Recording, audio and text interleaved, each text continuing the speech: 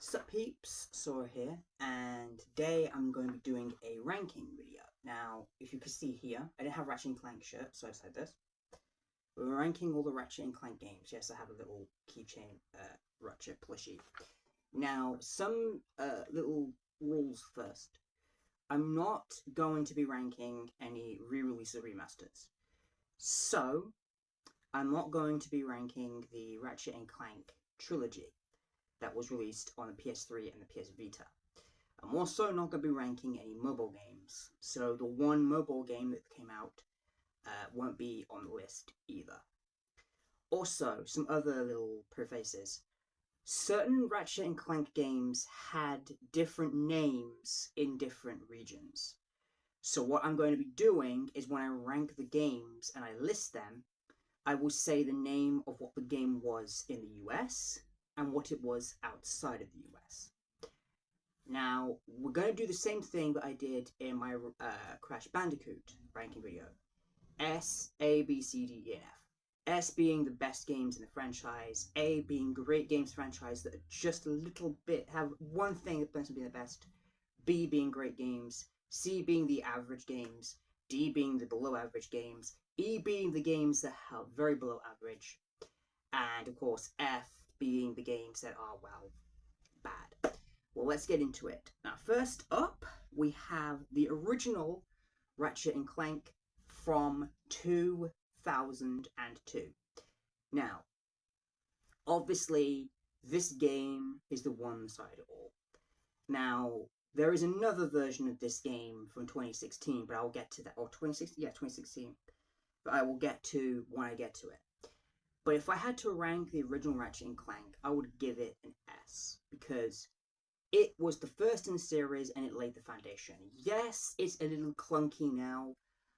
Ratchet doesn't have his voice that we all know yet. He doesn't have his look that we all know yet. But it's still the same Ratchet and Clank that we know. So Ratchet and Clank, the original from 2002, gets an S. Next, we have Ratchet and Clank Going Commando in the US, or just Ratchet and Clank 2 over here in the UK. Now, this is basically a massive improvement over the original game. Everything that worked great in the original game works here too. I would argue this has better pacing, it has better weapons, it introduces a lot better mechanics that would be staples of the series going forward. So this game also gets the S. Next we have Ratchet and Clank Up Your Arsenal, or as it was just called here in the US or UK, Ratchet and Clank 3. Same situation as the first two games. Now, what I love about the third game is it introduced the Hollow games, which was sort of side missions where you could do missions as like Quark and stuff on the ship. I like those. I think, if I'm being honest, I think 3 is the best of the original trilogies, therefore this game also gets an S.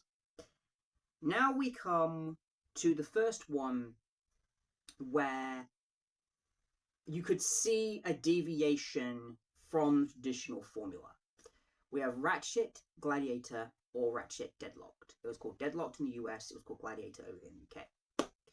Now, this game keeps the traditional weapon system of Ratchet and Clank, but uses its framing device for its story is pretty much a gladiatorial combat, a gladiatorial arena where you fight in, basically. It's an arena shooter. It's getting an A because while it's not of the standard of the other...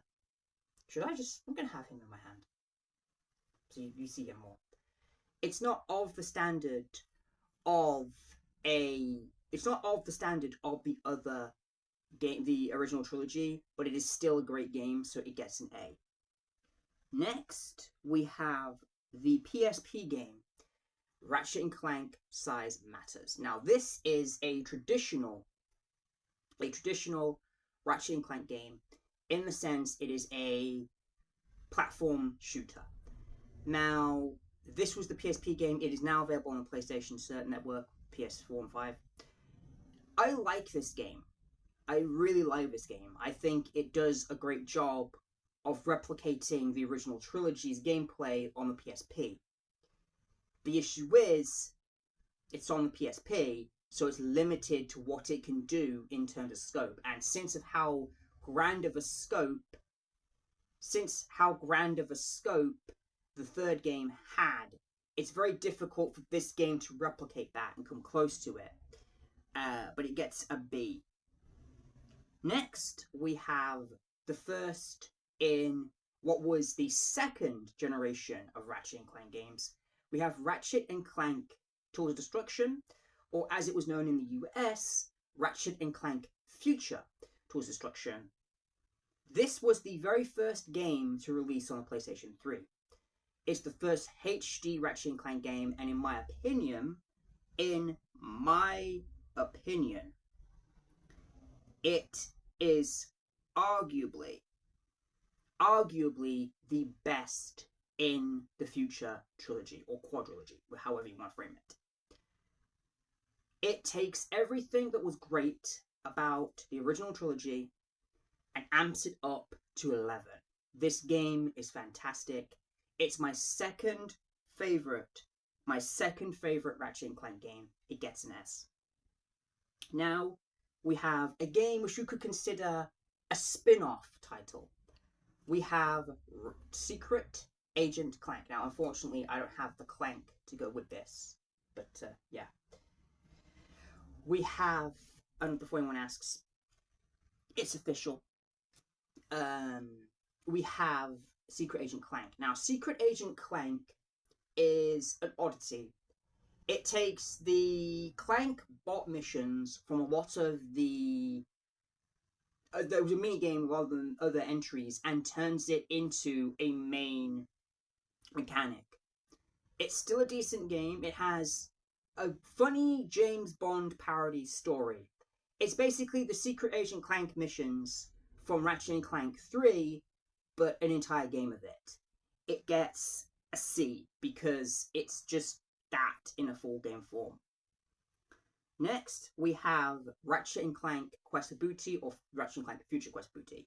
Interestingly enough, this was a shorter digital-only Ratchet and Clank game. However, over here in the UK, we had a physical release, which I have over there. I should have bought physical releases over this list. This game, it's good, but the problem with it is horrifically short. It is criminally short. It is around a 4-hour game, and for me, that's pretty short for a Ratchet and Clank game.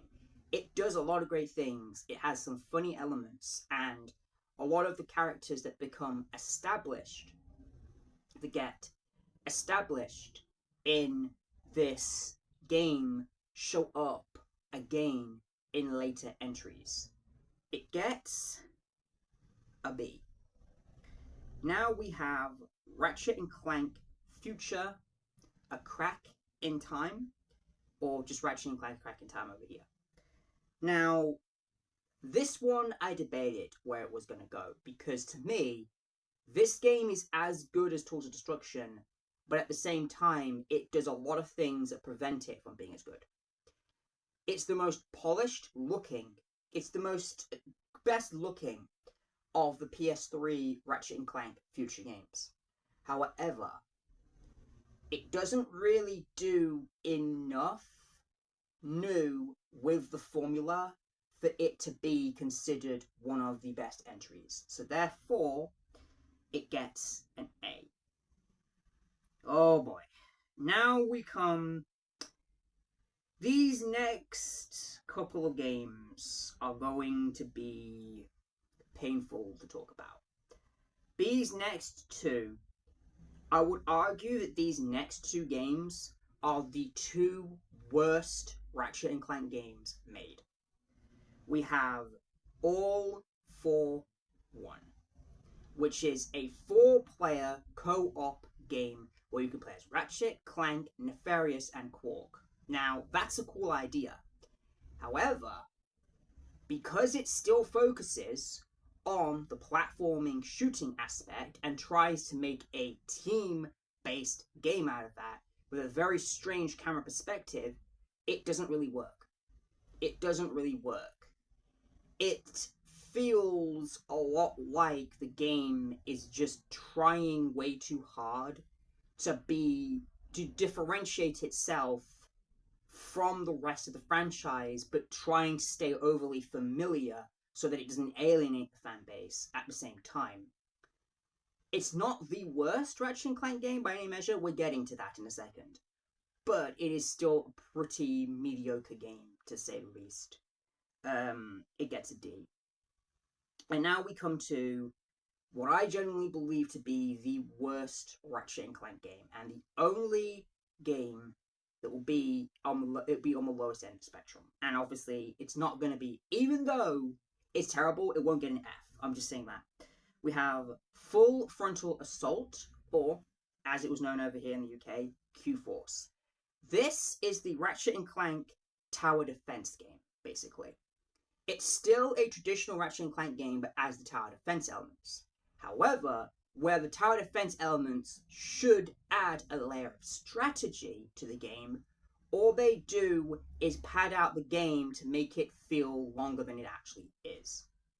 The story is stupid and nonsensical. The gameplay is very one-note with the tower defense stuff. You really don't have to do anything yourself. You can literally just stand in place and let turrets and things just blow up enemies in the early stage of the game. It's not until the later stages where you actually get to really do anything. And to be perfectly honest, it's the only Ratchet and Clank game that I have never revisited since playing it because I feel like it's a slog. It gets an E. And now we come to Ratchet and Clank Into the Nexus, or, as it's also known, just Ratchet and Clank Nexus. This game was trying to be a return to the future side of the games, because for the past 2 games, the series kind of lost its way. I would say that a lot of the elements that are introduced in this game are improved upon tenfold in Rift Apart. Into the Nexus is a good game. It's a solid, very solid Ratchet and Clank game.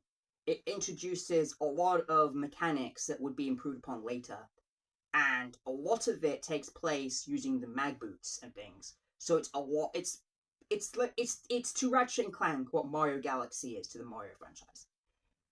It's fun and interesting, but it's still basically the same thing that we had seen in the Future trilogy for ages then. So it's basically the same exact thing. It's good, it gets a B. Now we come to Ratchet and Clank 2016 or 18.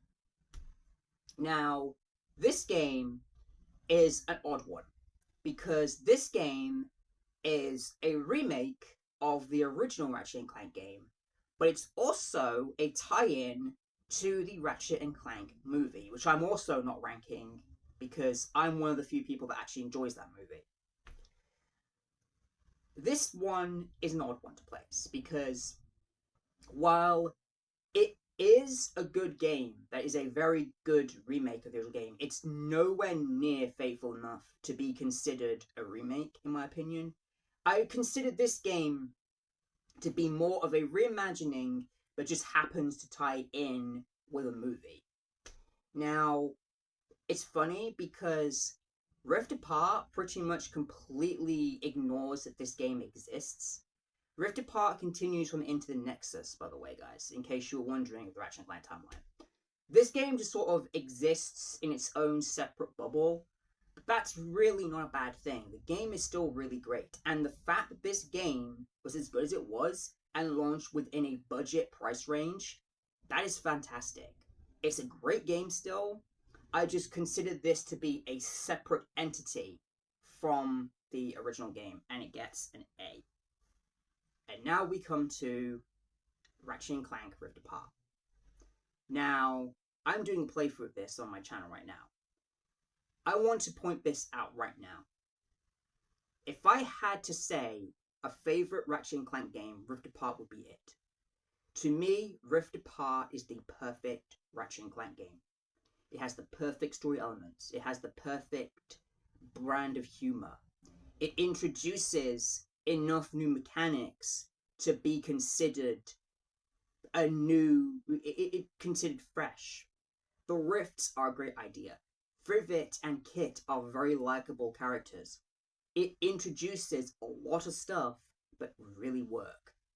Everything in this game just works. It looks gorgeous, the story is great, the gameplay is phenomenal, the weapons are some of the best in the franchise.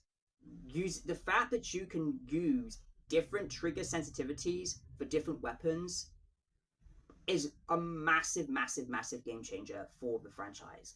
And I would say, if I was perfectly honest with you, I would say this is the best, the absolute pinnacle best Ratchet and Clank game. Now, obviously, now that that's all the games that I've ranked right now. Now, I was going to preface this and end this by saying that Ratchet and Clank is a series that I've played basically ever since it existed. So whenever a new game comes out, I play it. Now, I'm looking forward to the next entry is going to be in a few years. But what's going to happen is there's going to be a list, a graph put up on the screen in a second that will show exactly where I would rank each game on their respective letters. Under F, we have no games. Under E, we have Q-Force, Full Frontal Assault. Under D, we have All for One. Under C, we have... under C, we just have Secret Agent Clank. Under B, we have Size Matters, we have Quest for Booty, and we have Into the Nexus. Under A, we have Deadlocked / Gladiator. We have A Crack in Time. We have Ratchet and Clank 2018. And S, we have Ratchet and Clank 2, Ratchet and Clank 3, Tools of Destruction, and Rift Apart. Now, obviously, on screen will be the actual list of where I put them. This was the rankings of those games. I will be doing more of these videos of other video game franchises. But I'm only going to do video game franchises that the caveat to it is I have to have played at least every main entry in a series for me to do a ranking list of it, because I can't rank a series if I haven't played every game. So if I've only played like 2 or 3 in a series of games and you want me to rank it and there's like 8 or 10 of them, I can't do that. I'd have to play the others before I do that. Also, to make these videos more interesting, I'm going to do game series that have at least 5 entries, because I can't work with just a trilogy. I can't. So I can't work with just that. It has to be a game series that has at least 5 entries in it, which surprisingly is a lot of franchises. So yeah, if you like what you saw, smack that like button, slap that notification bell, and smash that subscribe button. This is Sora and Little Ratchet signing out. Love you guys. Peace.